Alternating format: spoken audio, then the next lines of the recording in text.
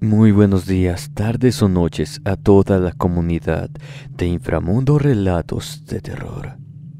En esta ocasión te contaremos algunas historias compartidas por aquellos que trabajan como traileros. Estos valientes conductores nos comparten sus experiencias más impactantes. Algunas que les ocurrieron recientemente, otras que ya han pasado algunos años y aún las tienen presentes en su memoria. Algunas como aterradoras experiencias, en otros casos que hay señales que en cierto punto pueden salvarles la vida.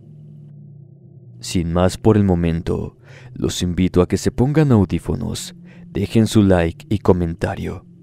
Aquí comenzamos.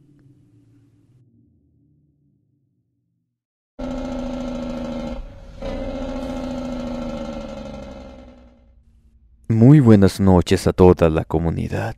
Mi nombre es Óscar Ugarte. Lo que les voy a contar me sucedió hace algún tiempo. Soy trailero, profesión que vengo realizando desde hace 7 años. Fui criado por mi abuela Carmen, ya que mi madre falleció en el parto, y del que fuera mi padre, nunca supe quién había sido.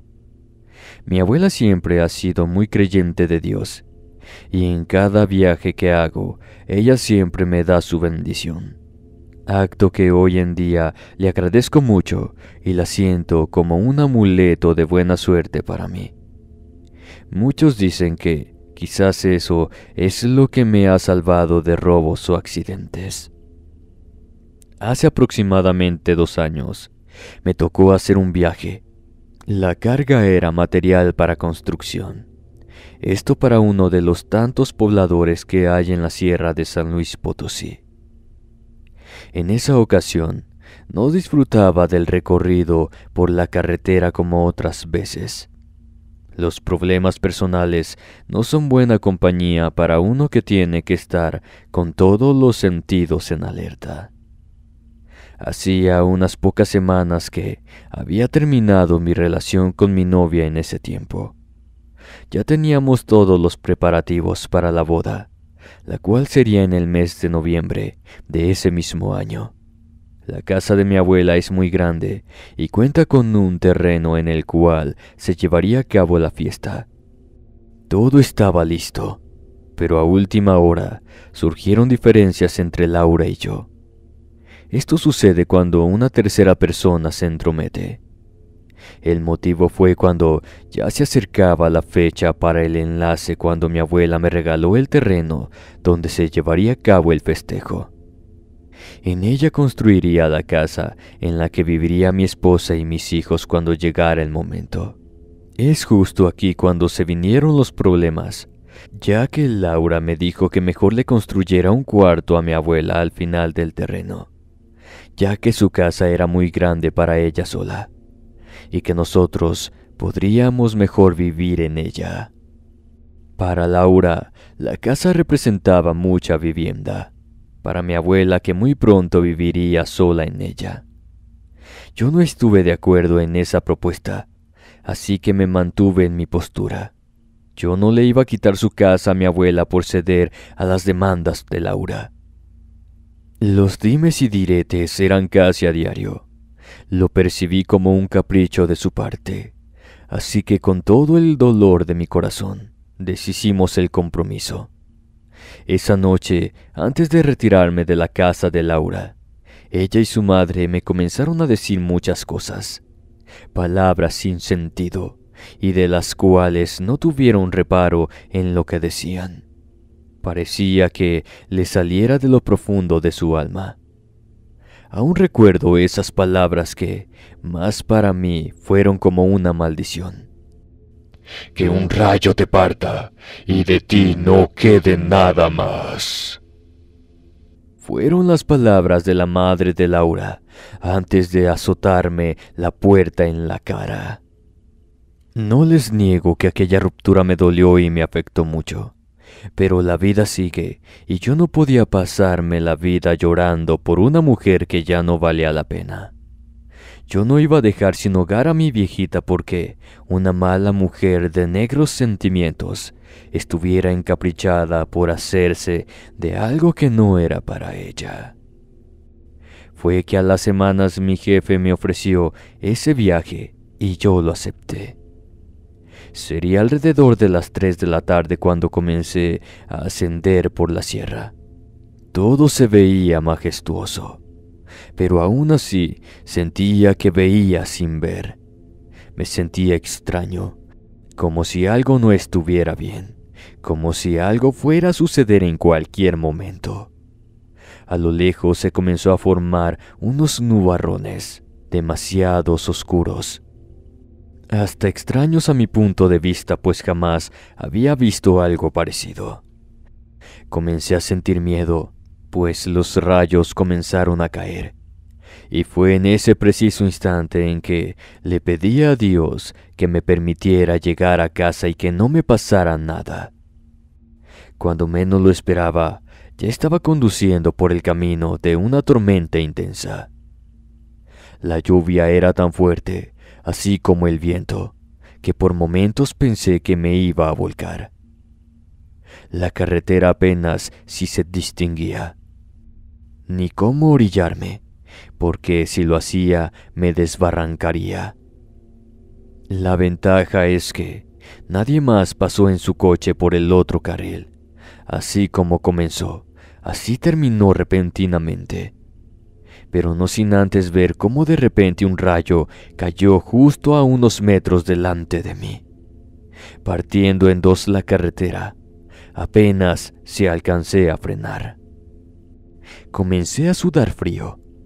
No sé por qué en ese momento la madre de Laura se me vino al pensamiento.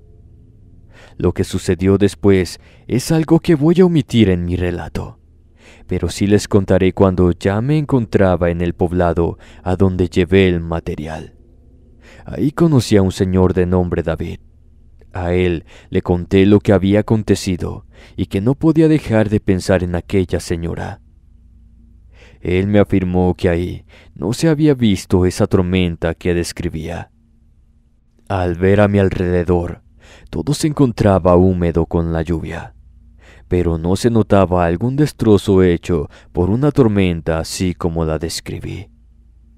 A esto el Señor me recomendó que le llevara un ramo de flores a la Virgen, porque lo más probable era que ella me protegió y no estaría contando la historia que le conté.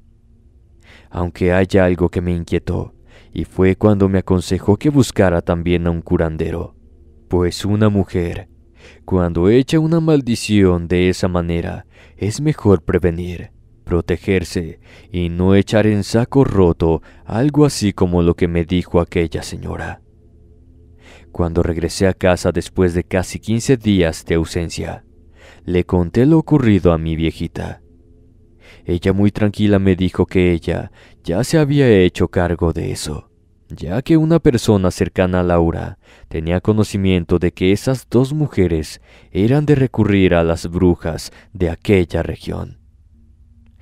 Gracias a la ayuda de mi abuela y a la persona a la que acudió, no me sucedió lo que la madre de Laura deseó para mí. Le doy gracias a Dios por permitirme llegar con bien, y que no me pasara nada por aquel camino donde una tormenta se desató de la nada, y también por permitir que mi abuela siga conmigo. Muchas gracias por escucharme, y saludos de nueva cuenta a toda la comunidad.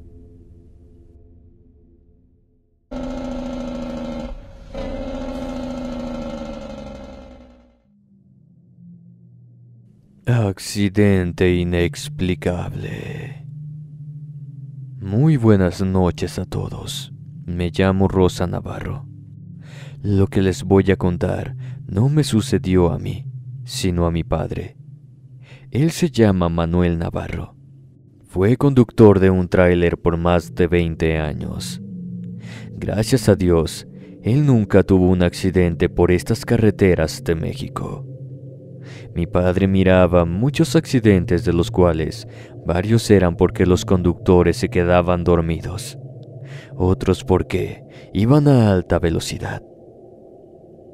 Yo tendría la edad de 14 años en ese tiempo, cuando él, por la necesidad que teníamos y porque no había trabajo, era el año de 1994, y ha sido uno de los peores años en mi país, México.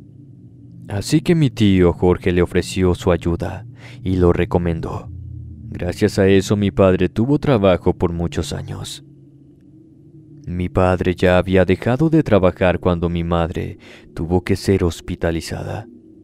Ambos nos encontrábamos sentados en una de las bancas cercanas al área de urgencias en el IMSS. Esa noche llegaron 2 ambulancias. Mi papá dijo que eso había sido un accidente, ya que al retirarse estas de ahí, llegaron otras con varios heridos. Yo veía cómo ingresaban a las personas y cómo llegaban los posibles familiares de los involucrados. Cuando terminó el bullicio, le pregunté a mi padre si él había visto algún accidente mientras fue trailero. Guardó silencio durante unos minutos antes de comenzar a contarme. Es aquí donde yo se los comparto como primera persona, como si mi padre se los contara él mismo. Serían como las 9 de la noche cuando salí de la ciudad. Poco a poco las luces fueron consumidas por la oscuridad de la noche. Por alguna razón, no tenía ganas de hacer ese viaje, pero si no lo hacía, tendría que hacer otro que me mantendría por casi 2 semanas lejos de casa. Sería alrededor de las 2 de la madrugada cuando pasé por la caseta de cobro. 2 kilómetros más adelante, pasó a mi lado un pequeño auto. Por una extraña razón, comencé a pensar en mi hermana Mariana, la fecha de su accidente y el triste funeral. No era bueno recordar algo así, menos cuando anda uno en carretera. Me sentía cansado, pero no me podía quedar dormido. Pronto sentí que había algo conmigo en la cabina del tráiler. Sentí nervios, no miedo, así que no supe en qué momento dejé de acelerar el camión. Metros más adelante se veían las luces de un auto. Este se encontraba volcado en la cuneta a un lado de la carretera. Me estacioné a unos metros más adelante del siniestro. Se escuchaban los gritos de una mujer en el interior del vehículo. Le dije que le ayudaría, que bajaría en cualquier momento. Ella comenzó a llorar y me gritaba que no la abandonara ahí. Yo coloqué de manera rápida las luces muertas para indicar que un accidente había sucedido y tuvieran precaución. En ese tiempo no había los dispositivos móviles como hoy, pero en el tráiler traía un radio de comunicación portátil. En él avisé del siniestro. La ayuda tardaría en llegar y yo al siniestro donde me descargarían. Mientras llegaban los servicios de emergencia, con lámpara en mano bajé hasta el vehículo. Ahí había una mujer no mayor de 30 años. Ella aún se encontraba sujeta a su asiento. Déjame decirte que las llantas estaban hacia arriba, así que la pobre mujer prácticamente colgaba de su asiento. El cinturón la mantenía en ese lugar. Quise sacarla, pero ella me comunicó que sus piernas estaban prensadas por el metal retorcido del auto. No había manera de sacarla. Si yo lo hacía, posiblemente le haría más daño a la pobre mujer. Esta me imploró que no la abandonara en ese sitio. Le prometí que no lo haría y esperaría a su lado hasta que llegara la ambulancia. Realmente no sé cuánto tiempo pasó. No supe la hora de la madrugada en la que sucedió el accidente. Estuvimos conversando por un tiempo. Yo me encontraba sentado sobre la tierra y le tomaba su mano para que supiera que ahí me encontraba, que no la abandonaría. Las torretas de una patrulla o ambulancia se veían a lo lejos, y le comuniqué que la ayuda estaba llegando. Todo el sitio se iluminó por las luces de los vehículos. 2 hombres bajaron y con ellos los paramédicos. Le di unas palmadas a la mujer en sus manos para decirle que ya la atenderían y yo tenía que hacerme a un lado. Pero solo obtuve un gemido y luego un silencio sepulcral.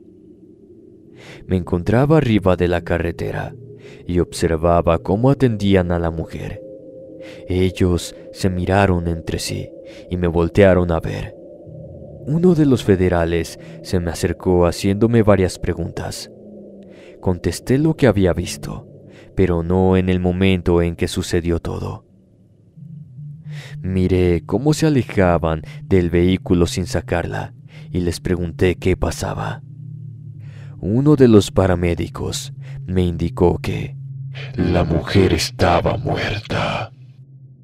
¿cómo era posible que se les haya muerto?, pregunté casi gritando. Uno de ellos me contestó que la chica había fallecido al instante, pues su cuello estaba roto y era imposible que sobreviviera a aquel impacto. Ella había fallecido desde hacía varias horas. Murió en la volcadura. Cuando el auto se detuvo, lo más probable era que ya no tenía vida. No podía creerlo, pues. Estuve varias horas hablando con ella. El federal de caminos iluminó el auto y me di cuenta que era imposible que alguien hubiera sobrevivido. Parecía que el frente del vehículo era como una bola de papel arrugado. Sostuve la mano de una muerta. Le escuché gritar por ayuda. Conversé con ella. Todo eso resultaba inverosímil. Tanto los federales de camino, así como los paramédicos me aconsejaron que no contara lo que había sucedido, pues era muy probable que nadie me creyera. Era verdad, nadie me creyó. Solo mi esposa cuando le conté lo sucedido. Ella siempre me ha asegurado que aquello que yo sentí en la cabina del tráiler era mi hermana Marina. Mi hermana falleció en un accidente. Murió sola dentro de su auto que cayó dentro de una cuneta al lado de una carretera. Encontrada casi un día después del accidente, sola sin que nadie estuviera con ella en sus últimos momentos. Yo me sentía culpable pues no la pude acompañar en ese viaje. No estuve a su lado. Mi esposa me aseguraba que aquello, quizás, había sido una manera en que si estuviera al lado de una persona justo en el momento de fallecer, y no se quedara sola como le había pasado a Marina. Hasta ese momento, jamás había imaginado que mi padre hubiera cargado con esa culpa por la muerte de su hermana y que haya tenido un encuentro paranormal en aquel accidente inexplicable.